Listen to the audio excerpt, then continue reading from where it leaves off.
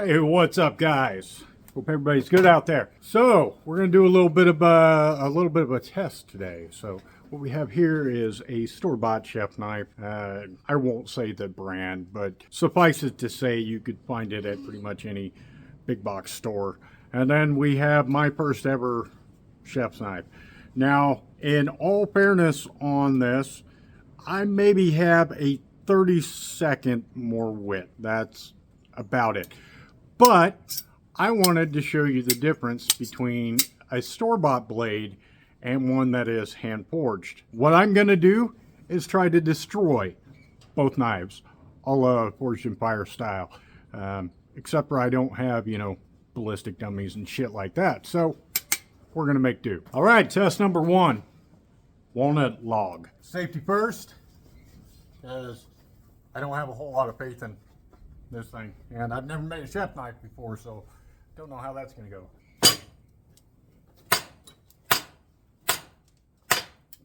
All right, got a little deformation on the blade. I'm not going to count that though because this has serrated teeth. Took a little bit out of the log.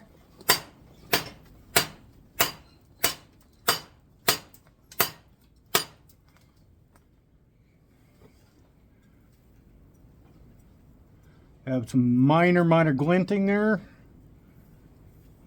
Overall, nothing. All right, next up with these two blades, we are going to try a railroad spike chop. I'm going to baton each of these blades into a railroad spike, and I'm going to put some oomph behind it. I'm going to take some inspiration from Jay Nielsen and try to destroy these fuckers. Pardon my French. All right, here we go. First up, Walmart blade. Got my handy dandy fashion fancy batoning here. Here we go. Well, that went well.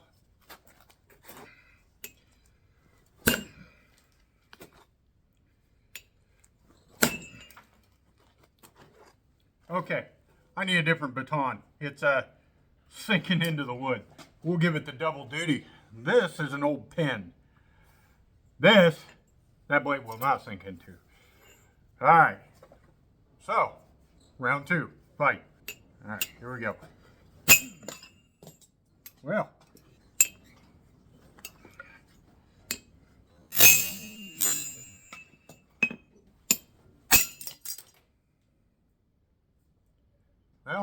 I'd say that's a critical failure.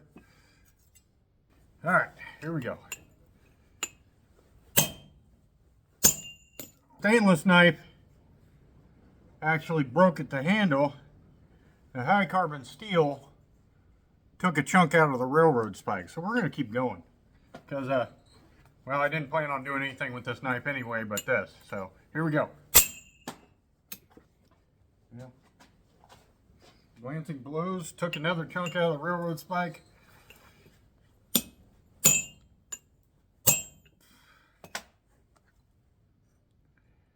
And I completely destroyed my edge. Not cool. But it seems that you take chunks out of a railroad spike. I guess that's decent, but I am not happy with that.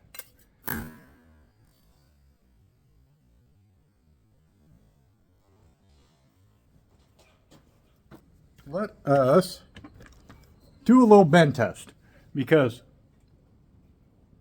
well, I'm definitely not happy with where that knife's at. I feel like that's a failure on my part. So let's see how far I can get this knife to bend without breaking. Now, I've put some pretty significant divots in it, but let's see. Here we go.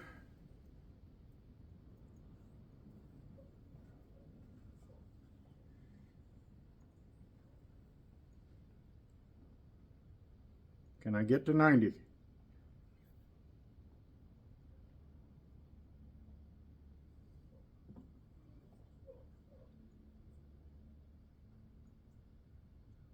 Yeah, that's pretty much 90. And she came back true. All right, go 90 the other way.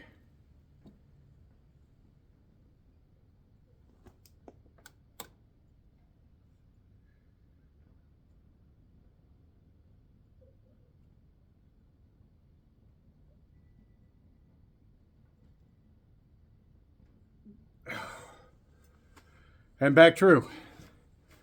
Now, since I can't really test the other blade the same way, I'm going to have to improvise. Approximately the same area. That's why they only had a half tang on there. So if the handle material goes, besides this is a stainless steel knife and it's not a high carbon knife. There is a definite difference in the seal. So here we go.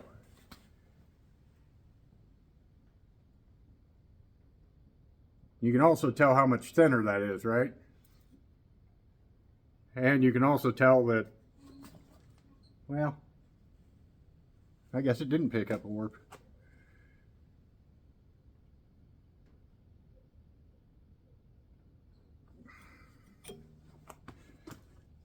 Yeah, it did. It did pick up a warp.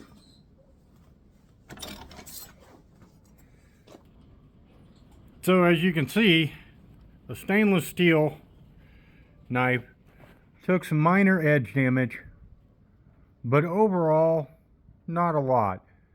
That being said, it did develop quite a significant warp, and because manufacturers like to skimp as much as possible, you can see that that's only a half tang in there, and that is why we had a critical failure on the handle. Now the high carbon steel knife, while I am not happy with the edge I got, you can see that it took pretty significant damage in our railroad spike chop. Now I don't think that you'll be chopping railroad spikes in your kitchen, but you can also see how deep it went in there to get that. So I wasn't messing around. I was actually hitting it pretty decent. So, difference between these two knives. This one, good luck repairing. I mean, I suppose you could. You'd have to bend it out straight again, as straight as you could get.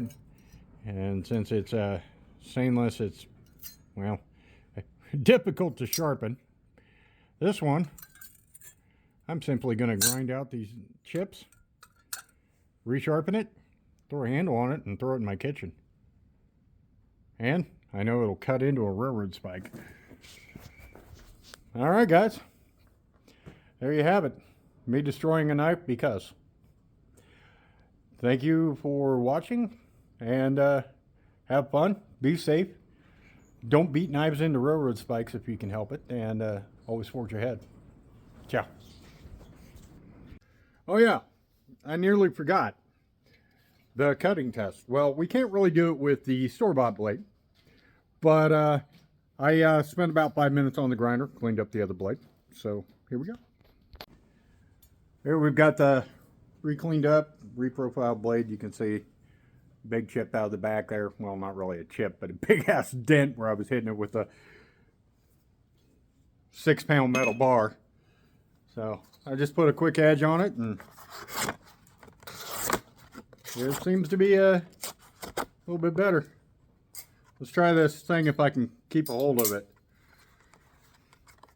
See how it forms.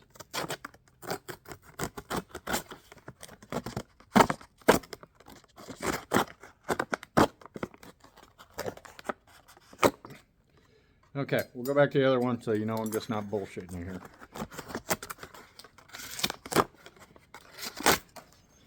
No, well here.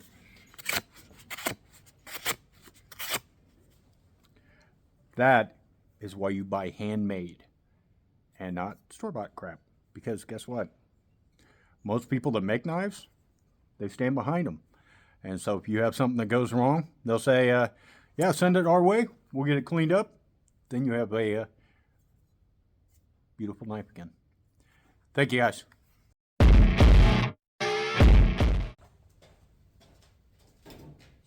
So follow me down. Interesting. I didn't hit record. I guess maybe y'all like the knife so much you wanted to see it again. It's just a simple chef's knife that I've never tried making before. But turned out okay, I guess. On to the next.